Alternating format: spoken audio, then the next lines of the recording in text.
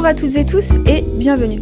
Je vous propose dans cet épisode 1 bis de la série Émotions de base, stéréotypes et archétypes de faire une synthèse des modèles d'émotions de base que nous avons évoqués lors de l'épisode 1. Les objectifs de cette vidéo sont donc de définir les notions d'émotion et de sentiment, de présenter différents modèles d'émotions de base, même si nous parlerons aussi des autres catégories d'émotions, de montrer comment je synthétise dans ma fleur à 8 émotions de base organisées en 4 axes d'opposition, ce qu'il me semble le plus pertinent dans tous ces modèles.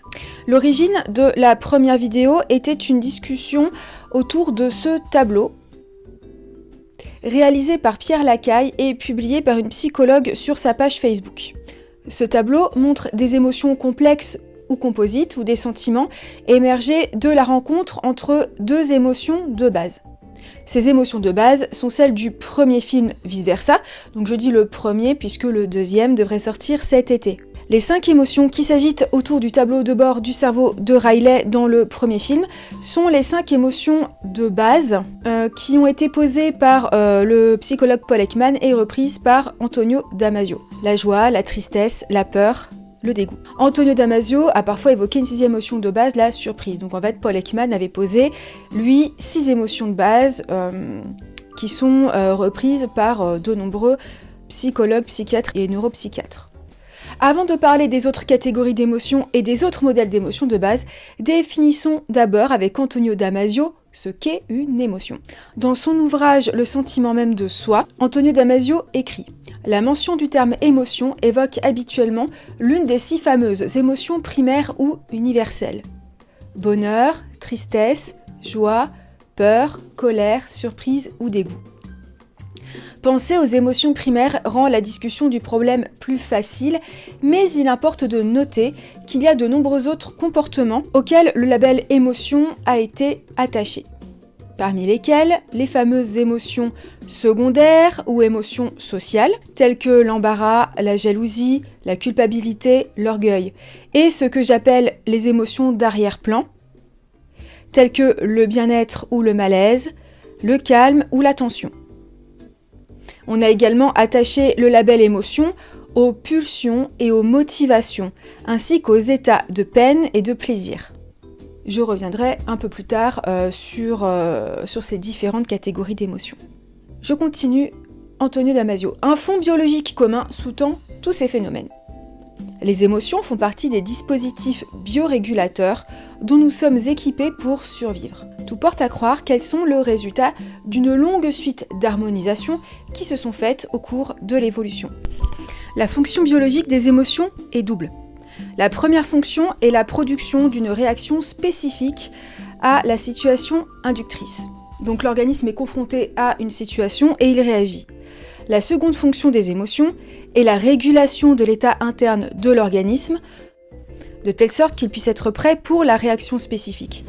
Au niveau le plus fondamental, les émotions font partie de la régulation homéostatique et se trouvent là pour éviter la perte de l'intégrité ou pour éviter la mort.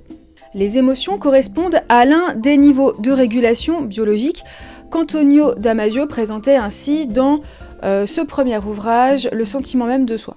Non, je dis premier ouvrage, c'est pas son premier ouvrage, mais c'est le premier ouvrage que j'évoque dans cette vidéo. Sachant qu'il développera son propos plus tard dans L'ordre étrange des choses. La régulation biologique fondamentale donc est tout en bas. On a les émotions qui sont au-dessus. On a les sentiments encore plus haut, donc les sentiments, on les définira un peu après. Et tout en haut, on a la raison supérieure qui repose sur la conscientisation des émotions et des sentiments. Donc ça, c'est une idée que Antonio Damasio défend, c'est que la raison ne se construit pas contre les émotions et les sentiments, mais avec et par les émotions et les sentiments. Donc dans son ouvrage plus récent, L'ordre étrange des choses, Antonio Damasio définit l'émotion comme l'état de l'organisme à un moment donné, ou plutôt comme une série de changements qui se produisent dans l'ensemble du corps, système nerveux compris bien sûr. Les émotions sont l'état d'ensemble d'homéostasie de l'organisme, c'est-à-dire l'état de stabilisation des diverses caractéristiques physiologiques qui impliquent un état de bonne ou de mauvaise santé, comme mon interlocuteur l'avait fait remarquer dans la discussion dont je parlais dans la première vidéo. Quant aux sentiments, ils résultent de la perception de ces émotions. Les sentiments sont donc la perception de nos changements intérieurs. Ils sont l'expérience subjective de l'état momentané d'homéostasie. L'état momentané de la capacité d'un organisme à maintenir ses différentes opérations dans des fourchettes compatibles avec la survie et même plus largement avec un développement harmonieux. Il est important de préciser que les émotions surviennent en réaction à des événements qui peuvent être extérieurs ou intérieurs. Une pensée ou une émotion, donc des événements intérieurs, peuvent provoquer l'apparition d'une émotion primaire.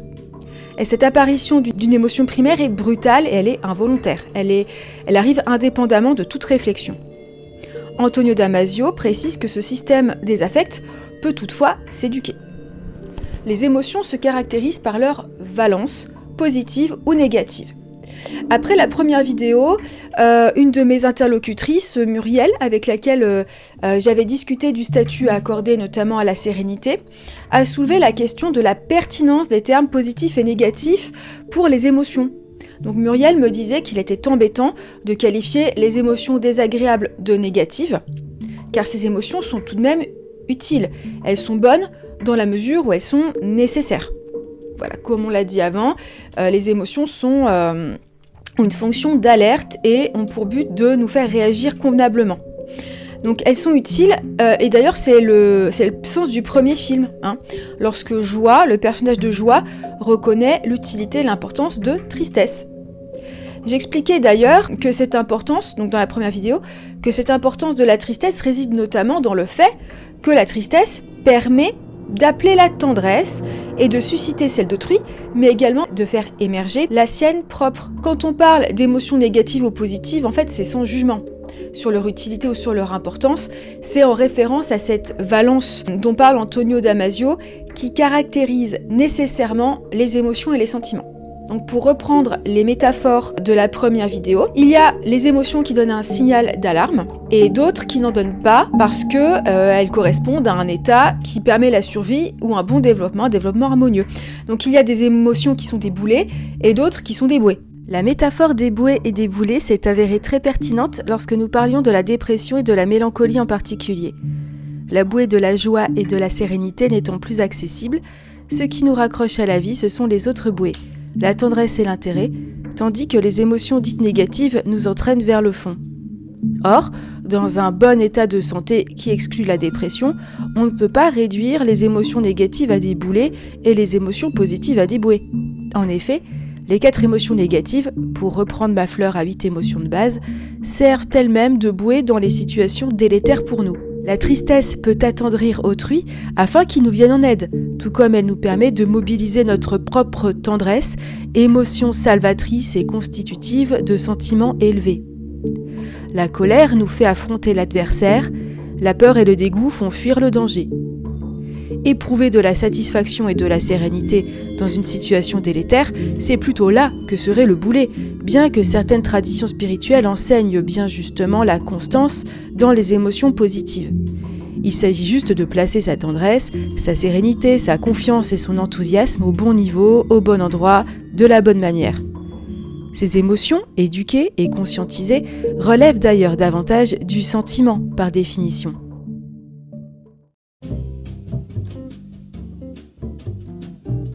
Les sentiments, quant à eux, sont les images de nos émotions. Et ces sentiments se caractérisent également par leur valence positive ou négative, autant que les émotions, bien que les sentiments puissent s'étaler sur une gamme chromatique multidimensionnelle, importante, avec différents degrés, bien sûr d'intensité, mais aussi d'ambiguïté, avec toutes les nuances que permet les mélanges de la palette des émotions. Le psychologue Alain Delourme écrit que chaque état émotionnel se caractérise par l'articulation d'un état subjectif particulier avec des réactions physiologiques et expressives.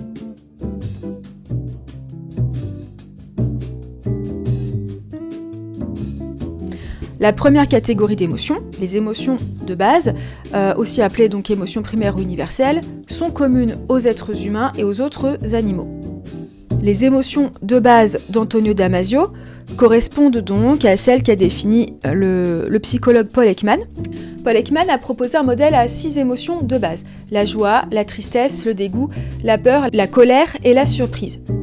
Ces émotions primaires sont la source de toutes les autres et elles se caractérisent par leur surgissement brusque. Elles ne sont ni volontaires ni raisonnées.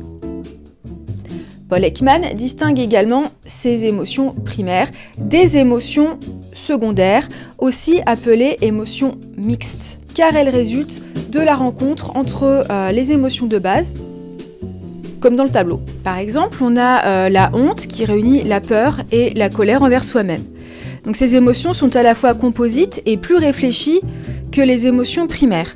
Elles correspondent aux émotions sociales d'Antonio Damasio qui sont plus complexes. On peut dire donc que ces émotions en fait commencent à relever du sentiment car elles résultent d'un premier degré de conscientisation. Sur le schéma des niveaux de régulation biologique d'Antonio Damasio, ces émotions-là, les émotions secondaires se situeraient au-dessus des émotions primaires. Ces émotions sociales et complexes sont, par exemple, la sympathie, l'embarras, la honte, la culpabilité, l'orgueil, l'envie, la gratitude, l'admiration, l'indignation et le mépris. Quant aux émotions d'arrière-plan, elles se rapprochent plutôt de la notion de sensation. Ce sont le bien-être, la fatigue, le plaisir, la douleur, le malaise, le calme, la tension. On peut considérer encore d'autres catégories d'émotions, telles que les émotions cognitives, parmi lesquelles le psychologue Olivier Houdet inclut la curiosité, le doute et le regret. Ces émotions cognitives jouent un rôle crucial dans la mise en branle et le développement des processus cognitifs. Ils jouent un rôle crucial dans le développement de l'intelligence. Dans le schéma des niveaux de régulation biologique, elles seraient au minimum au même niveau que les émotions sociales. Et même on pourrait les mettre au-dessus, puisque ce sont ces émotions qui permettent de construire cette raison supérieure.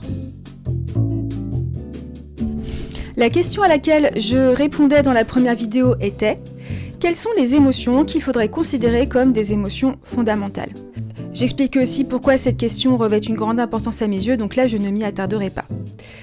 Le modèle que je défends, c'est le modèle de ma fleur à 8 émotions de base. Bien sûr, aucun modèle, ni en 3 dimensions, ni en 4, ni en 5, ne saurait permettre de restituer fidèlement la réalité. L'idée, c'est plutôt un modèle qui serait à la fois élégant, utile et efficace d'un point de vue pédagogique et du point de vue du développement de la personne. Puisque la première utilisation que j'en fais, c'est dans ma classe. La sérénité, que je range dans les émotions de base, correspondrait à la fois aux émotions d'arrière-plan de calme et de bien-être définies par Antonio Damasio. J'explique dans la première vidéo pourquoi j'en fais une émotion de base à part entière. Donc si cela vous intéresse, je vous y renvoie. Quant à l'émotion cognitive de la curiosité, elle peut être assimilée à l'intérêt. Et c'est une émotion cognitive qui est fondamentale puisqu'elle permet à un individu de mobiliser sa capacité d'attention.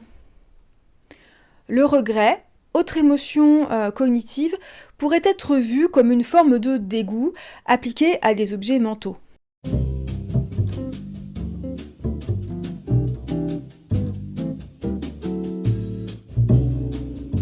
Quant au doute, troisième émotion cognitive, elle pourrait relever du très large spectre de la peur, dans la mesure où elle s'oppose à la certitude, qui, elle, relèverait plutôt de la quiétude, donc d'une forme de sérénité. Dans la première vidéo, nous avons évoqué rapidement un autre modèle d'émotion de base, qui est celui de Robert Plutchik. C'est un modèle qui fonctionne par dyade, et ça c'est un aspect de ce modèle que j'aime bien. Cependant, je n'adhère pas vraiment au contenu de toutes les dyades de ce modèle, parce que je trouve qu'il y a certaines associations qui sont assez étranges. On trouve aussi dans ce schéma une notion d'intensité qui est intéressante à explorer. Plus les émotions sont proches du centre, plus elles sont intenses. Dans ce schéma, dans ce modèle, je retrouve deux émotions que je considère comme fondamentales. On a la sérénité et l'intérêt, mais elles sont rangées ici d'une manière assez curieuse. La sérénité est ici assimilée à une joie faible. Quant à la confiance et à l'acceptation, qui pour moi relèvent complètement de la sérénité, elles sont considérées là comme des variantes faibles de l'admiration. L'admiration qui d'ailleurs pourrait sembler relever de l'intérêt, mais l'intérêt est encore dans un autre pétale chez Plutchik, le même pétale que l'anticipation et la vigilance. Cela a du sens dans la mesure où l'intérêt permet de mobiliser et de focaliser l'attention, qui est une fonction cognitive. Or, la vigilance est une attitude caractérisée par une attention importante, et l'anticipation est une attitude de préparation concentrée. Assez logiquement, Robert Plutchik oppose ce pétale orange de la vigilance au pétale cyan qui contient la distraction, qui est aussi un état cognitif, plus qu'un état purement émotionnel. En revanche, il place dans ce pétale, d'une manière étonnante, l'étonnement et la surprise. Alors que la surprise et l'étonnement relèvent justement d'une anticipation qui a été contrariée. Personnellement, je placerai justement la surprise et l'étonnement entre l'intérêt et la peur, puisqu'il y a une attente, il y a une quiétude et une certitude qui ont été troublées. Du reste, nous remarquons que la tendresse est absente de ce modèle. Cependant, il y a l'amour ici comme émotion composite ou comme quasi-sentiment ou même sentiment, situé entre le pétale jaune de la sérénité et le pétale vert de l'acceptation, confiance, admiration. Donc entre le jaune de la sérénité, joie, bref. Alors maintenant, reste à nous occuper de cette tendresse absente de ce modèle. Alors qu'en est-il de la tendresse ? Dans l'ouvrage collectif « L'avenir est à la tendresse », Alain Delourme présente un modèle à 6 émotions de base différents de celui de Paul Ekman ou d'Antonio Damasio. Je ne reviendrai pas sur les arguments en faveur de la tendresse comme émotion de base, ça je le développe suffisamment je pense dans la première vidéo, donc je vous y renvoie, vous avez le timecode pour vous rendre directement à ce chapitre. Dans l'ouvrage « L'avenir est à la tendresse », le docteur en psychologie et psychothérapeute Alain Delourme affirme que les émotions fondamentales de l'être humain sont au nombre de 6. La joie, la colère, la tristesse, la peur, le désir sexuel et la tendresse. L'amour entre adultes, celui que moi je dirais est romantique, étant l'union de ces deux dernières émotions, la tendresse et le désir sexuel. Alain Delourme définit la tendresse comme l'expression non sexuelle de l'amour interhumain.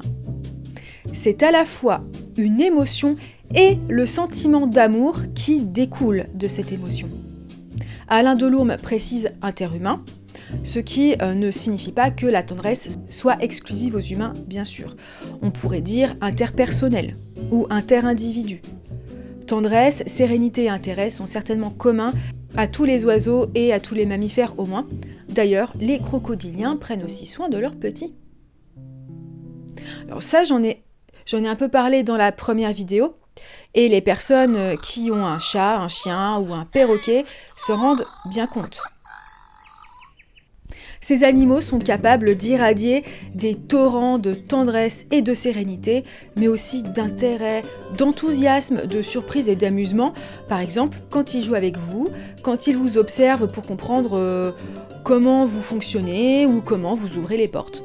Et pour vous imiter, que ce soit un perroquet qui répète à bon escient les mots qu'il a appris, ou un chat qui a compris comment ouvrir une porte, en vous regardant faire. Dans cette fleur, j'ai placé le désir sexuel entre la colère et la peur, en opposition à la tendresse. Le désir sexuel jouxte la colère, car tout comme elle, il a tendance à faire percevoir autrui comme objet et non comme sujet, contrairement à la tendresse. La personne objet de ce désir est perçue comme un objet de satisfaction. Il y a dans le désir sexuel une dimension de réification d'autrui. Il y a aussi une dimension de frustration qui peut expliquer qu'elle soit rangée du côté des émotions dites négatives. comme une émotion qui donne un signal d'alarme. Ainsi, le désir sexuel et la tendresse ont tendance à s'exclure mutuellement, bien qu'ils puissent parfois cohabiter, et c'est ce qui fait toute la beauté du sentiment amoureux. Le désir sexuel non accompagné de l'émotion quasi antagoniste de la tendresse peut être mal vécu et à juste titre.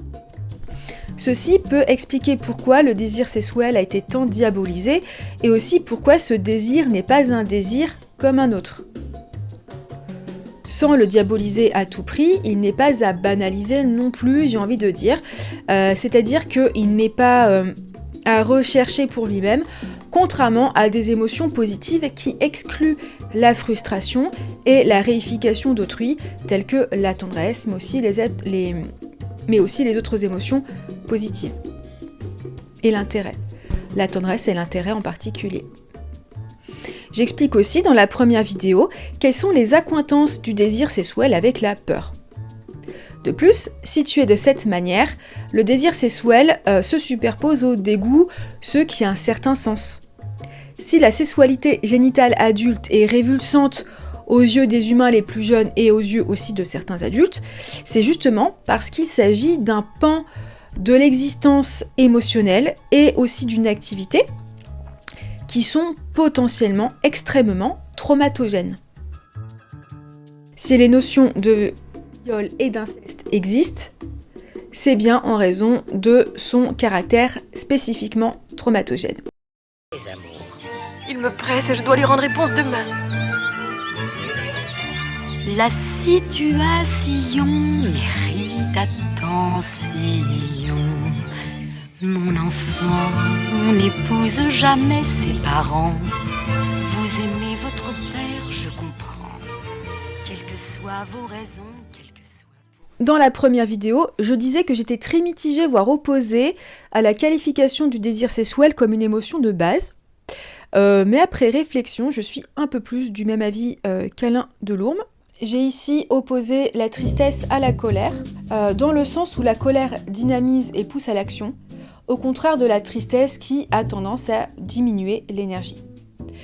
Dans un système quaternaire utilisé par certains psychologues, j'oppose plutôt la colère à la peur, car la peur a aussi un caractère assez passif et un effet d'engourdissement. En tout cas, elle peut avoir un effet d'engourdissement, contrairement à la colère. Tentons de résumer. Qu'est-ce qu'une émotion ? Qu'est-ce qu'une émotion de base ?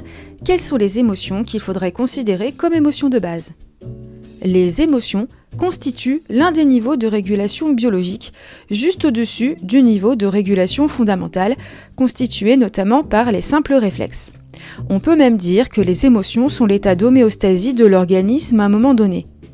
Elles consistent en cet état objectif, mais aussi dans l'expérience subjective de cet état qui se manifeste par des réactions physiologiques et expressives. Les émotions surviennent d'une manière incontrôlée en réaction à un événement extérieur ou intérieur à l'organisme.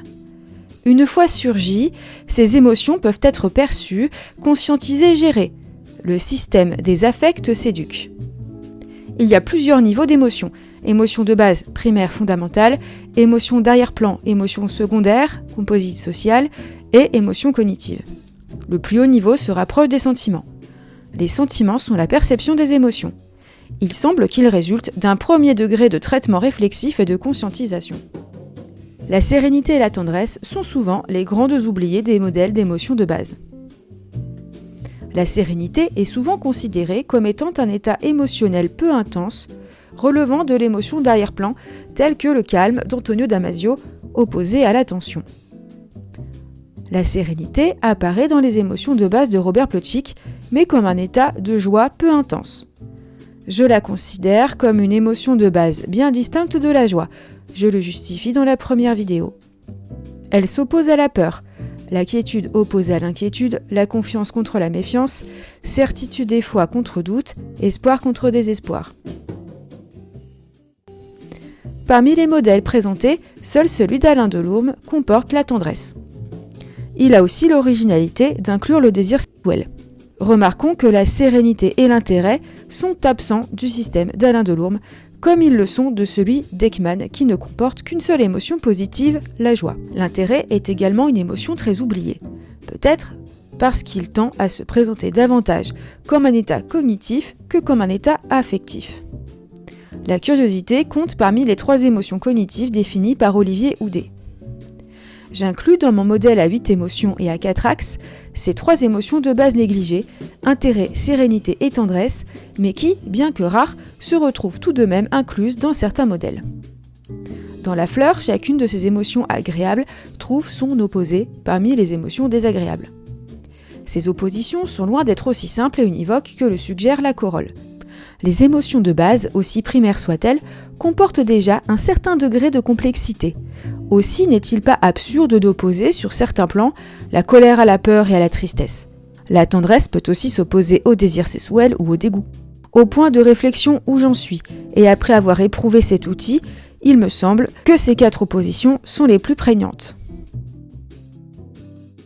Dans les épisodes suivants, nous continuerons aussi de discuter du caractère plus ou moins fondamental de certaines émotions, mais surtout des stéréotypes qui affectent l'affirmation et l'expression de ces émotions et des archétypes qui habitent notre noosphère et qui s'agitent dans nos inconscients. De la tendresse et du désir sexuel, il en sera beaucoup question, autant que de la tristesse et de la colère. Nous n'oublierons pas de nous ancrer au langage rationnel du jour, bien sûr, mais nous devrons aussi employer le langage onirique de la nuit pour saisir l'entièreté de notre vécu émotionnel. N'hésitez pas à partager vos réflexions en commentaire sur les différents systèmes qui ont été évoqués. Et maintenant, voici les références bibliographiques, picturales et culturelles diverses pour cet épisode.